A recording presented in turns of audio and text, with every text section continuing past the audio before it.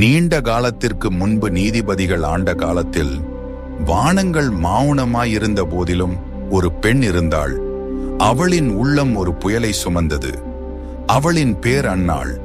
பிள்ளை இல்லாமல் உடைந்தவளாகவும் எதிரிகளால் இகழப்பட்டவளாகவும் இருந்தாள். கர்த்தர் அவளின் கற்பத்தை அடைத்திருந்தார். அவளின் கணவன் எல்கானா அன்னாளை அதிகமாக நேசித்தான். இருந்தாலும் பிள்ளைகள் இல்லாததால் அவளுக்குள் ஆழமான வேதனை இருந்தது. கர்த்தர் அவளின் கற்பத்தை அடைத்திருந்தார். 1 சாமுவேல் 1:5. ஒவ்வொரு ஆண்டும் அவர்கள் சீலோவிலே சென்று கர்த்தரை வணங்கி அவருக்கு பலியிடுவது வழக்கம். ஆனாலும் அந்நாளின் உள்ளத்தில் இருந்த துக்கம் தீரவில்லை. ஒரு நாள் ஆலயத்தில் ஜெபிக்கும் போது அவள் தன் இருதயத்தை உடைத்து மனங்கசந்து மிகுந்த வேதனையுடன் கர்த்தரிடம் ஜெபித்தாள். அவள் ஒரே ஒரு நேர்மையான விண்ணப்பம் செய்தாள். சேனைகளின் கர்த்தாவே, தேவரீர் உம்முடைய அடியாளின் சிறுமையை கண்ணோக்கி பார்த்து உம்முடைய அடியாளை மறவாமல் நினைந்தருளி உமது அடியாளுக்கு ஒரு ஆண் பிள்ளையை கொடுத்தால் அவன் உயிரோடு இருக்கும் சகல நாளும் நான் அவனை கர்த்தருக்கு ஒப்புக் கொடுப்பேன் என்றாள். ஒரு தாயின் தீவிரமான ஜெபத்தின் மூலம் பிறந்து ஒரு தேசத்தையே மீண்டும் தேவனிடம் திரும்ப பண்ண தேர்ந்தெடுக்கப்பட்ட அதிசய குழந்தை. இது சாமுவேலின் சரித்திரம்.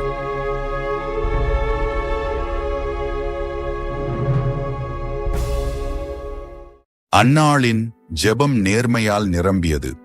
அதனால் தேவன் அவளது அழுகையை கேட்டார். அவள் ஜெபிக்கும் போது ஆசாரியனாகிய ஏலி அவளது உதடுகள் நகருவதை கவனித்துக் கொண்டிருந்தார். ஆனால் எந்த சத்தமும் கேட்கவில்லை. அவர் தவறாக அவளை மதுவில் மயங்கினவளாக எண்ணி கண்டித்தார். ஆனால் அன்னாள் பதிலளித்தாள், அப்படியல்ல என் ஆண்டவனே, நான் மிகவும் துயருற்ற ஒரு பெண். திராட்சரசம் அல்லது மது எதையும் நான் குடிக்கவில்லை. நான் என் ஆத்துமாவை கர்த்தரிடம் ஊற்றிக் கொண்டிருந்தேன் என்றாள். அப்போது ஏலி உணர்ந்து அவளை ஆசீர்வதித்து சொன்னார், சமாதானத்துடனே போ, நீ கேட்ட உன் விண்ணப்பத்தின்படி கர்த்தர் உனக்கு தருவாராக என்றார். அன்னாள் நம்பிக்கையோடு வீட்டிற்கு திரும்பினாள். ஒரு புதிய அமைதியுடன் தேவன் அவளது ஜெபத்துக்கு பதிலளிப்பார் என்ற உறுதிப்பாடு கொண்டவளாக மாறினாள். அதற்கு பின்பு தேவன் அவளது வேண்டுதலை நிறைவேற்றினார். அவள் கருவுற்றாள். காலப்போக்கில் அன்னாள் ஒரு ஆண் குழந்தையை பெற்றாள். அவள் அவனுக்கு சாமுவேல் என்று பெயரிட்டாள். இது கர்த்தரிடத்தில் அவனை கேட்டேன் என்பதை குறிக்கிறது. சாமுவேல் என்ற பெயர் தேவன் கேட்டார் என்பதை குறிக்கும். அவன் அந்நாளின் ஜெபத்திற்கு வந்த பதிலாகவே இருந்தான். இப்போது அந்நாளுக்கு ஒரு புதிய சவால். சாமுவேலை ஆண்டவருக்கென அர்ப்பணிக்க தீர்மானித்திருந்தாள். சாமுவேல் வளர்ந்தபோது அவன் தாயான அன்னாள் அவனை அன்பும் பராமரிப்பும் கொண்டு வளர்த்தாள். ஆனால் அவள் தனது நற்பணியை நிறைவேற்ற வேண்டிய நேரம் சமீபத்தில் வந்தது. அவளும் எல்கானாவும் வருடாந்த யாத்திரையாக சென்றனர். ஆனால் இந்த முறை அந்நாள் சாமுவேலை தன்னுடன் கொண்டு செல்லும் நேரம் வந்தது. இப்போது ஆண்டவருக்கு அர்ப்பணிக்க தயாராக உள்ள ஒரு சிறு குழந்தையாக இருந்தான் சாமுவேல். இப்போது ஏலிக்கு அருகில் சென்றபோது அந்நாள் அவரிடம் சொன்னாள், இந்த பிள்ளைக்காக விண்ணப்பம் பண்ணினேன். நான் கர்த்தரிடத்தில் கேட்ட என் விண்ணப்பத்தின்படி எனக்கு கட்டளையிட்டார். இப்போது நான் அவனை ஆண்டவருக்கு தருகிறேன். அவன் உயிரோடு இருக்கும் சகல நாளும் அவனை கர்த்தருக்கே ஒப்புக் கொடுக்கிறேன் என்றாள். அந்நாளின் வார்த்தைகள் அன்பும் கீழ்ப்படிதலும் நிறைந்தவை.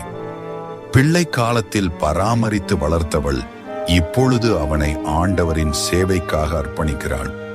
அவர்கள் அங்கே ஆண்டவரை வணங்கினார்கள். சாமுவேலின் வாழ்க்கை இப்போது முழுமையாக தேவனுடைய கைகளில் இருந்தது. சாமுவேலோ ஆசாரியனாகிய ஏலிக்கு முன்பாக கர்த்தருக்கு பணிவிடை செய்து கொண்டிருந்தான்.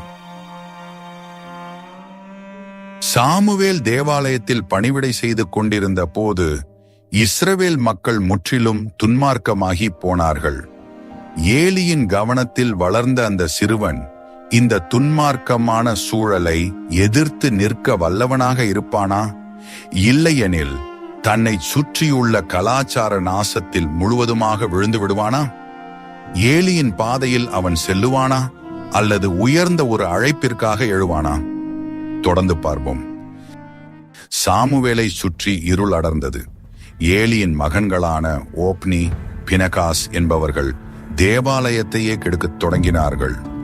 அவர்கள் தேவனுக்கு செலுத்தும் பலிகளை கொள்ளையடித்து பெண்களிடம் தவறாக நடந்து கொண்டு பரிசுத்தத்தை அவமதித்தார்கள். ஏலியின் மக்கள் தீயவர்கள்.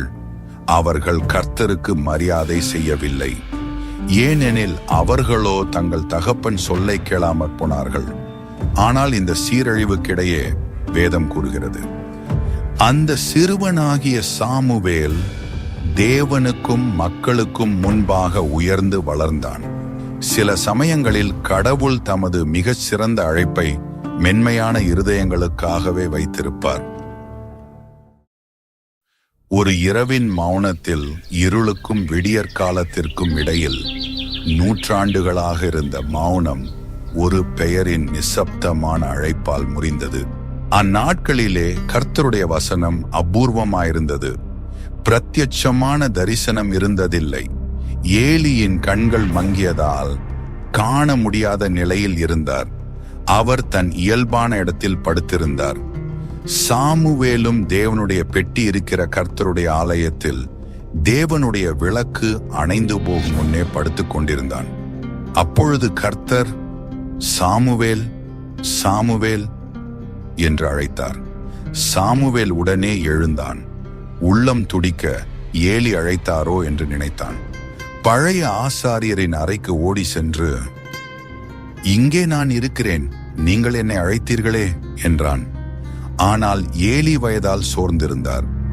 அவர், நான் அழைக்கவில்லை, திரும்பி போய் படுத்துக்கொள் என்று சொன்னார். சாமுவேல் திரும்பி சென்று மீண்டும் படுத்துக்கொண்டான். ஆனால் மீண்டும் கர்த்தர், சாமுவேல் என்று அழைத்தார். சாமுவேல் எழுந்து ஏலியிடம் சென்று, இங்கே நான் இருக்கிறேன், நீங்கள் என்னை அழைத்தீர்களே என்றான். ஏலி, நான் அழைக்கவில்லை, போய் படுத்துக்கொள் என்றார். மூன்றாவது முறை கர்த்தர் சாமுவேலை அழைத்தார். சாமுவேல் எழுந்து ஏலியிடம் சென்று, இங்கே நான் இருக்கிறேன், நீங்கள் என்னை அழைத்தீர்களே என்றான். அப்பொழுது ஏலி கர்த்தர் அந்த சிறுவனை அழைப்பதை உணர்ந்தார். ஏலி சாமுவேலிடம் சொன்னார், போய் படுத்துக்கொள், அவர் உன்னை கூப்பிட்டால் அப்பொழுது நீ, கர்த்தாவே சொல்லும், அடியேன் கேட்கிறேன் என்று சொல் என்றார். சாமுவேல் தன் இடத்தில் போய் படுத்தான். அப்பொழுது கர்த்தர் வந்தார். நிலைத்து நின்று முன்போல், சாமுவேல், சாமுவேல் என்று அழைத்தார். அதற்கு சாமுவேல், சொல்லும், அடியேன் கேட்கிறேன் என்றான். அதன் பின் சாமுவேல் கேட்ட வார்த்தைகள் அவனுடைய இரத்தத்தை உறைய வைத்தன. ஏலியின் குடும்பத்திற்கான தீர்ப்பு அது. ஏலியின் குடும்பத்தார் செய்த அக்கிரமம் ஒருபோதும் பலியினாலாவது காணிக்கையினாலாவது நிவிர்த்தியாவதில்லை என்று ஏலியின் குடும்பத்தை குறித்து கர்த்தர் சாமுவேலிடம் சொல்லியிருந்தார். இந்த செய்திக்கு பிறகு சாமுவேல் விடியற்காலம் மட்டும் படுத்திருந்து கர்த்தருடைய ஆலயத்தின் கதவுகளை திறந்தான். சாமுவேல் ஏலிக்கு அந்த தரிசனத்தை சொல்ல அஞ்சினான். அந்த கடுமையான வார்த்தைகள் அவன் உள்ளத்தில் ஒரு ரகசிய அக்கினியாய் எரிந்தன. ஆனால் ஏலி சாமுவேலை அழைத்து, கர்த்தர் உன்னிடம் என்ன சொன்னார்? சொல், எதையும் மறைக்காதே. நீ ஒரு வார்த்தையாவது மறைத்தால் கடவுள் உன்னை கடுமையாக தண்டிப்பாராக என்று சொன்னார். அப்பொழுது சாமுவேல் எல்லாவற்றையும் சொன்னான், எதையும் மறைக்கவில்லை. ஏலி பதிலாக, அவர் கர்த்தர், அவர் என்ன நினைக்கிறாரோ அதையே செய்யட்டும் என்றார். இவ்வாறு தேவாலயத்தை பராமரித்த அந்த சிறுவன் இஸ்ரவேலின் தீர்க்க தரிசன வார்த்தையை கையில் ஏந்தினான். இதைத் தொடர்ந்து சாமுவேல் இஸ்ரவேலின் துடிப்பான தீர்க்கதரிசியாக உயர்ந்தார். ஆனால் பாவம் தேசத்தை சுற்றியிருந்தது. இஸ்ரவேலருக்கும் பெலிஸ்தருக்கும் இடையில் யுத்தம் நடக்க வேண்டிய காலம் வந்தது. இஸ்ரவேலின் முதல் மோதல் பேரழிவாக முடிந்தது. பயம் அவர்களின் முகாமை ஆட்கொண்டது. அப்போது ஒருவன் கூச்சலிட்டான், சீலோவில் இருந்து உடன்படிக்கை பெட்டியை எடுத்து வருவோம், அது நம்மை எங்கள் எதிரிகளின் கையில் இருந்து காப்பாற்றும். கர்த்தருடைய உடன்படிக்கை பெட்டியை பாளையத்திற்கு கொண்டு வாருங்கள் என்றார்கள். உடனே ஓப்னியும் பினெகாசும், தேவாலயத்தை கெடுத்த அக்கிரமமான ஆசாரியர்கள், கர்த்தருடைய பெட்டியை போர்க்களத்துக்கு கொண்டு வந்தார்கள். மக்கள் பதட்டத்தில் அதை ஒரு மாய மந்திர பெட்டியாய் எண்ணினார்கள். உடன்படிக்கை பெட்டி முகாமிற்கு வந்த போது மாபெரும் முழக்கம் பூமியை அதிர வைத்தது. ஆனால் பெலிஸ்தருடன் நடந்த யுத்தத்தில் இஸ்ரவேல் தோற்றது. இஸ்ரவேல் தாங்கள் வெற்றி பெறப் போகிறோம் என நம்பினார்கள். ஆனால் இஸ்ரவேலுக்கு 30,000 காலாட்படை வீரர்கள் கொல்லப்பட்டார்கள். தெய்வத்தின் உடன்படிக்கை பெட்டி கைப்பற்றப்பட்டது. ஏலியின் 2 மகன்களான ஓப்னியும் மற்றும் பினெகாஸ் இருவரும் கொல்லப்பட்டனர். அப்போது ஒரு மனிதன் நகரத்துக்குள் ஓடி ஏலியிடம் விரைந்து சென்று நடந்ததை சொன்னான். ஏலி 98 வயதாயிருந்தார். பார்வை இழந்திருந்ததால் காண முடியவில்லை. அவன் ஏலியிடம் கூறினான், இஸ்ரவேல் பெலிஸ்தரிடம் தோற்று போனது. உம்முடைய 2 மகன்களான ஓப்னி, பினெகாஸ் இருவரும் இறந்தனர். மேலும் தேவனுடைய உடன்படிக்கை பெட்டி கைப்பற்றப்பட்டுள்ளது என்றான். தேவனுடைய பெட்டி குறித்து அவர் கூறியவுடன் ஏலி வாசல் அருகே இருக்கின்ற நாற்காலியில் இருந்து பின்னால் விழுந்தார். அவருடைய கழுத்து முறிந்தது. அவர் இறந்து போனார். பினெகாசின் மனைவி பிள்ளை பெற்றவுடன் மகிமை இஸ்ரவேலை விட்டு போயிற்று என்று சொல்லி அந்த பிள்ளைக்கு இக்கப்போத் என்று பெயரிட்டாள். அவளும் இறந்து போனாள். இவைகளுக்கு நடுவே ஒரு தீர்க்கதரிசி இன்னும் நிலைத்திருந்தார். அவர் மூலம் சிதைந்த இடங்கள் மீண்டும் எழுமென்கிற நம்பிக்கை இருந்தது. கர்த்தரின் உடன்படிக்கை பெட்டி பகைவர்களின் கைகளில் சென்றது. அது சென்ற இடமெல்லாம் அவர்களுக்கு அழிவை ஏற்படுத்தியது. பெலிஸ்தியர் அந்த பெட்டியை தாகோன் விக்கிரக ஆலயத்துக்குள் கொண்டு சென்றார்கள் மற்றும் பெட்டியை தாகோனின் அருகே வைத்தார்கள். அஸ்தோத்தூர் மக்கள் மறுநாளில் காலையில் எழுந்தபோது தாகோன் கர்த்தரின் பெட்டிக்கு முன் தரையில் முகம் தாழ்ந்து முகங்குப்புற விழுந்து கிடந்தது. அவர்கள் தாகோனை எடுத்து மீண்டும் அதன் இடத்தில் நிறுத்தினார்கள். ஆனால் அடுத்த நாள் மீண்டும் தாகோன் கர்த்தருடைய பெட்டிக்கு முன்பாக தரையிலே முகங்குப்புற விழுந்து கிடந்ததுமல்லாமல் தாகோனின் தலையும் அதன் 2 கைகளும் வாசற்படியின் மேல் உடைப்பட்டு கிடந்தது. கர்த்தரின் பெட்டி அவர்களிடத்தில் இருந்தபோது அது அவர்களது தேசத்தில் மூலவியாதி, தொற்று நோய்கள், பயம் ஆகிய தண்டனை கொண்டு வந்தது. இறுதியில் பெலிஸ்தியர்கள் மிகவும் பயந்து அதை திரும்ப இஸ்ரவேலுக்கு அனுப்பினார்கள். 20 ஆண்டுகள் இஸ்ரவேல் அலைந்து திரிந்தது சிந்தனையற்றவையாகவும் விசுவாசமற்றவையாகவும் இருந்தது. பின்னர் அவர்கள் நடுவே ஒரு குரல் எழுந்தது. அதான் சாமுவேல். ஏலியின் வீட்டாரெல்லாம் மறைந்த பின் சாமுவேல் தீர்க்கதரிசியாக எழுந்தார். கடவுள் அவரை வல்லமையாக பயன்படுத்தினார். அப்போது சாமுவேல் இஸ்ரவேலருக்கெல்லாம் சொன்னார், உங்கள் முழு இருதயத்தோடும் கர்த்தரிடம் திரும்ப விரும்பினால் பிற நாடுகளின் தேவர்களையும் அஸ்திரோத்தையும் விட்டுவிடுங்கள். உங்கள் இருதயங்களை கர்த்தருக்கு அர்ப்பணித்து அவருக்கே சேவையாற்றுங்கள். அப்பொழுது அவர் பெலிஸ்தியரின் கைகளிலிருந்து உங்களை மீட்பார் என்றார். அதனால் இஸ்ரவேலர் பிற நாடுகளின் தேவர்களையும் பாகால்களையும் அஸ்தரோத்தையும் விட்டு கர்த்தருக்கே சேவையாற்றினார்கள்.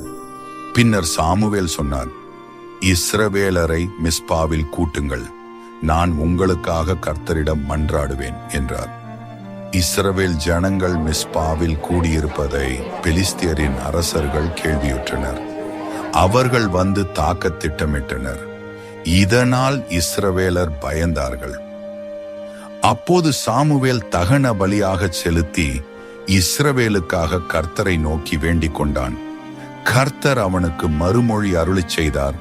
அவர் மன்றாடினார், வானம் பதிலளித்தது. பயங்கர இரைச்சலோடு இடியொலி எழுந்தது.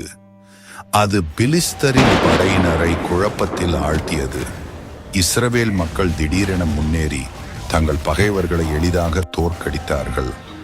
அந்த நேரத்தில் சாமுவேல் ஒரு கல்லை எடுத்து மிஸ்பாவுக்கும் சேணுக்கும் நடுவாக நிறுத்தி அதற்கு எபெனேசர் என பெயரிட்டார். இம்மட்டும் கர்த்தர் எங்களுக்கு உதவி செய்தார் என்று அர்த்தம். சாமுவேலின் தலைமையில் இஸ்ரவேல் தழைத்தது. பெலிஸ்தியர்களான எதிரி அடக்கப்பட்டார்கள். அம்மோரியர்கள் சமாதானத்தை நாடினார்கள். நியாயம் நாடு முழுவதும் ஒரு ஆற்றைப் போல ஓடியது. சாமுவேல் ஆண்டாண்டுகள் நகரம் நகரமாக மக்கள் மக்களாக நியாயம் வழங்கினார். ராமாவில் அவர் குடியிருந்த போது ஒரு பலிபீடத்தை அமைத்தார். எப்போதும் கடவுளே ஆட்சியாளராக இருக்கிறார் என்பதற்கான சின்னமாக. முன்பு பாவத்தால் பாழடைந்த அந்த நிலம் இப்போது பயிர்களை தந்தது. ஒரு தலைமுறைக்கேற்ப இஸ்ரவேல் கர்த்தரை நினைத்துக் கொண்டிருந்தது. சில காலங்கள் இஸ்ரவேல் ஜனங்கள் கர்த்தரை நினைத்தனர். காலங்கள் நகர்ந்தன. ஆனால் விரைவில் அவர்கள் மனங்கள் மாறின. மக்கள் கிசுகிசுக்க ஆரம்பித்தனர். கடவுளின் தீர்க்கதரிசியான சாமுவேல் அவர்களை நன்றாக வழிநடத்தினார். அவருடைய குரல் தெய்வீக சக்தியுடன் எதிரொலித்தது. ஆனால் அவருடைய தலைமுடி வெண்மை அடைந்து அவரின் நடை மந்தமான போது மக்கள் அமைதியற்றவர்களாக ஆனார்கள். சாமுவேலின் பிள்ளைகள் அவரைப் போல அல்ல, அவர்கள் நீதியை விற்றனர், ஊழல்வாதிகளாக இருந்தனர். எனவே பெரியவர்கள் அவரிடம் ஒரு துணிச்சலான கோரிக்கையுடன் வந்தனர். மற்ற நாடுகளைப் போல எங்களுக்கும் ஒரு ராஜா வேண்டும், ராஜா வேண்டும் என்று முறையிட்டனர். சாமுவேலின் மனம் வருந்தியது. ஆனால் கர்த்தர் சாமுவேலிடம் சொன்னார், உன்னை அல்ல, இந்த ஜனங்கள் என்னை தள்ளிவிட்டார்கள் என்றார். இருந்த போதிலும் தேவன் சொன்னார், அவர்கள் கேட்டதை கொடு. ஒரு ராஜா இருந்தால் அவன் உங்களின் பிள்ளைகளை யுத்தத்திற்கு அழைப்பான், உங்கள் மகள்களை அடிமைகளாக்குவான், உங்கள் நிலங்களை பறிப்பான் என்று எச்சரித்தார். ஆனால் மக்கள் மேலும் கூச்சலிட்டனர், எங்களுக்கு ஒரு ராஜா வேண்டும். அப்பொழுது தேவன் சவுலை தேர்ந்தெடுத்தார். உயரமானவர், வலிமையானவர், அழகானவர். காடுகளில் கழுதைகளை தேடிய போது அவரை கண்டுகொண்டார் தேவன். சாமுவேல் அவரை அபிஷேகம் செய்தார். ஆரம்பத்தில் சவுல் நன்றாக ஆண்டார். ஆனால் சில வருடங்களில் கிரீடத்தின் கீழ் பயம், பெருமை, சுயநலம், பொல்லாத ஆவி மற்றும் கீழ்ப்படியாமை அவருக்குள் வந்தது.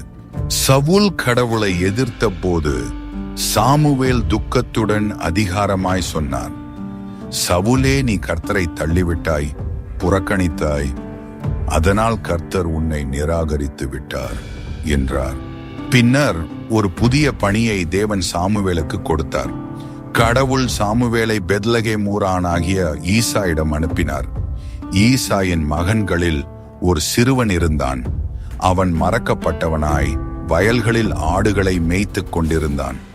கர்த்தர் சொன்னார், இவன்தான். சாமுவேல் அவனை அபிஷேகம் செய்தார். அவன்தான் தாவீது. அந்த நாளிலிருந்து தேவ ஆவியானவர் தாவீதின் மேல் வலிமையாக இறங்கினார். ஆனால் சவுலின் பொறாமை வளர்ந்தது. தாவீது ஓடிப்போய் நாயோத் என்ற அமைதியான இடத்தில் சாமுவேலை கண்டார். அங்கே சாமுவேலோடே இருந்தார். சாமுவேல் முதுமை அடைந்தாலும் அவரது ஆவிக்கான தீயை பிற தலைமுறைக்கு கட்டுவித்தார். தனது மீதமுள்ள பலத்தை அவர்களுக்குள் ஊற்றினார். இரவில் கடவுளின் சத்தத்தை கேட்ட அந்த சிறுவன் இப்போது மெதுவாக வயதாகி நகர்ந்தார். அநேக ராஜாக்கள் எழுவதையும் விழுவதை கண்டவர். ஆனாலும் அவர் இஸ்ரவேலை நேர்மையுடன் நியாயந்தீர்த்தார். அவர் கடவுளுக்காக பேசினார். இப்போது அவருடைய பயணம் முடிவை நெருங்கினது. பின்னர் அந்த நாள் வந்தது. சாமுவேல் தீர்க்கதரிசி இறந்து விட்டார். வேதமே அதை பதிவு செய்கிறது. இஸ்ரவேலர் அனைவரும் கூடி அவருக்காக துக்கம் அனுசரித்தார்கள். அவர்கள் அவரை ராமாவில் உள்ள அவரது வீட்டில் அடக்கம் செய்தனர். சாமுவேலின் வாழ்க்கை காலத்தை கடந்தும் ஒலிக்கிறது. ஒரு தீர்க்கதரிசி, ஆசாரியர், இஸ்ரவேலின் கடைசி நீதிபதி, ராஜாக்களை அபிஷேகம் செய்தவர், தேசங்களை எச்சரித்தவர், ஜனங்களின் இருதயங்களை தேவன் பக்கம் திருப்பிய ஒரு தேவ மனிதன்தான் இந்த சாமுவேல். சாமுவேல் தலைமை முழுமையாக ஜெபத்திலும் தேவனுடைய சித்தத்தை கண்டறியும் முயற்சியிலும் ஆழமாக வேரூன்றியிருந்தது.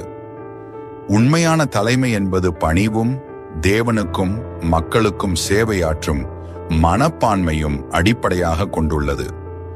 சாமுவேலின் தீர்க்கதரிசித்துவ சேவை இஸ்ரவேலில் தீர்க்கதரிசிகளுக்கான ஒரு நிலையான மையத்தை உருவாக்கும் தொடக்கமாக அமைந்தது. அவர் பிற தீர்க்கதரிசிகளை பயிற்றுவித்தார். நாத்தான் போன்றவர்களிடம் அவரது தாக்கம் தெளிவாக காணப்பட்டது. சாமுவேலின் வாழ்க்கை என்பது ஜெபத்திற்கும் ஆழ்ந்த பக்திக்கும் தேவனுடன் கூடிய உறவிற்கும் ஒரு எடுத்துக்காட்டாகும். அவர் தேவனோடு தொடர்ந்து தொடர்பில் இருந்தவர். அவருடைய ஜெபங்கள் பலமுறை இஸ்ரவேலின் நிலையை மாற்றியது. தேவன் யாரையும் எந்த சூழ்நிலையிலும் பயன்படுத்த முடியும். சாமுவேலின் தாயார் அன்னாள் பிள்ளை இல்லாதவளாகவும் நிந்திக்கப்பட்டவளாகவும் இருந்தாள். ஆனால் அவளது விசுவாசமும் ஜெபத்திற்கும் தேவன் பதிலளித்தார். சாமுவேல் பிறந்தார். இதனால் ஒவ்வொருவரின் வாழ்விற்கும் தேவன் ஒரு நோக்கத்தை வைத்திருக்கிறார் என்பது தெளிவாகிறது. இந்த ஜெபத்தை என் கூட சொல்லுங்கள். பரலோக பிதாவே, சாமுவேல் செய்தது போலவே பணிவுடன் முன் நிற்கிறோம். உம்முடைய கிருபையையும் இரக்கத்தையும் நாடுகிறோம். நீர் சர்வ வல்ல தேவன், எங்கள் உள்ளங்களை காண்பவர். எங்கள் திட்டங்களை விட நீர் எங்களுக்காக பெரிய திட்டங்களை வைத்திருப்பவர். இஸ்ரவேல் மக்கள் போலவே நாங்களும் பல நேரங்களில் தவறுகிறோம். சுய ஆசைகள், பலவீனங்கள் எங்களை உம்மை விட்டு திருப்புகின்றன. ஆனால் நீர் சாமுவேலை உபயோகித்தது போலவே எங்களையும் உம்முடைய மகிமைக்காக உபயோகியும். சவுல் பெருமையில் வீழ்ந்தது போல நாங்களும் சில நேரங்களில் கீழ்ப்படிதலில் தவறியிருக்கிறோம். அந்த வேளைகளுக்காக எங்களை மன்னியும் தகப்பனே. எமது பாவங்களையும் அழுக்கான எண்ணங்களையும் அகற்றி உம்முடைய வழிகளுக்கு மீண்டும் திருப்பும் சாமுவேல் போலவே நாங்களும் உமது சித்தத்தின்படி நடக்க துணிவும் பணிவும் எங்களுக்கு தாரும். எங்கள் வாழ்க்கையில் நீர் வைத்துள்ள அழைப்புக்கு கீழ்ப்படிய உதவும் இன்றைய தலைவர்களுக்காகவும் ஜெபிக்கிறோம். சாமுவேல் போலவே நேர்மையோடும் பணிவோடும் கீழ்ப்படிதலோடும் அவர்கள் வழி நடக்கட்டும். சவுலை போல் வீழாதிருக்க அவர்களை நீர் காத்தருளும். கர்த்தாவே, உம்முடைய கிருபைக்கும் நடத்துதலுக்கும் நன்றி செலுத்துகிறோம். உம்முடைய சித்தமும் விருப்பமும் எங்களில் நிறைவேறட்டும். இயேசுவின் நாமத்தில் ஜெபிக்கிறோம். ஆமென்.